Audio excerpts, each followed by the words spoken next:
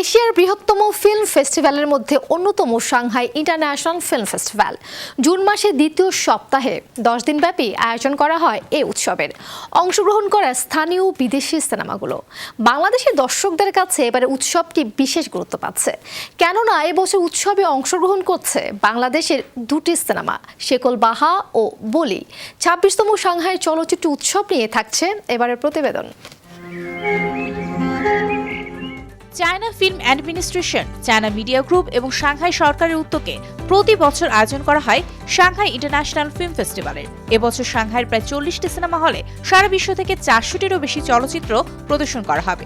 এবারের উৎসবে ইউরোপীয়, জাপানি এবং মধ্য এশীয় দেশের সিনেমা অন্তর্ভুক্ত করা হয়েছে। তবে মার্কিন যুক্তরাষ্ট্র, দক্ষিণ কোরিয়ার কোনো সিনেমা জায়গা পায়নি এবার। উৎসবে এবার রেকর্ড সংখ্যক 3000-এরও বেশি সিনেমার তালিকা জমা পড়েছে।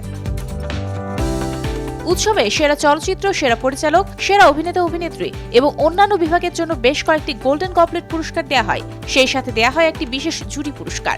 গোল্ডেন গবলেট পুরস্কারের জন্য 4টি ভিন্ন ভিন্ন বিভাগ রয়েছে, যার মধ্যে উল্লেখযোগ্য হচ্ছে পূর্ণদৈর্ঘ্য চলচ্চিত্র, এশিয়ার নতুন প্রতিভা, তথ্যচিত্র ও অ্যানিমেশন।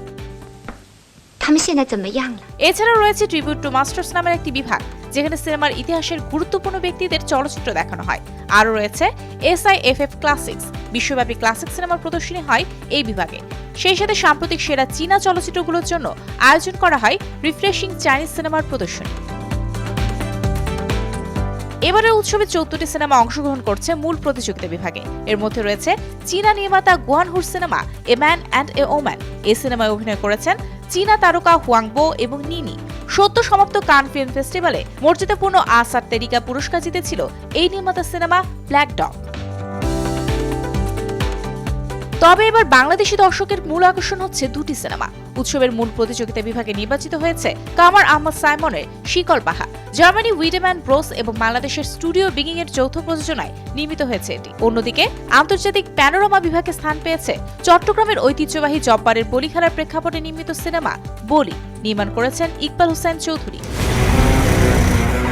সিনেমা দুটি এর আগেও মর্যাদাপূর্ণ কয়েকটি উৎসবে অংশ নিয়েছিল, সেই সাথে অর্জন করে নিয়েছে পুরস্কারও। শিকলবাজ সিনেমাটি পরপর দুবার বার্লিন চলচ্চিত্র উৎসবের প্রেস্টিজ গ্র্যান্ড ওয়ার্ল্ড সিনেমা ফান্ডের জন্য নির্বাচিত হয়। এছাড়া বলি সিনেমাটিও 28তম বুসান চলচ্চিত্র উৎসবে নিউ কারেন্স বিভাগে যৌথভাবে সেরা নির্বাচিত হয়। বাংলা সিনেমার এমন সাফল্যে বেশ উচ্ছ্বসিত সিনেপ্রেমীরা।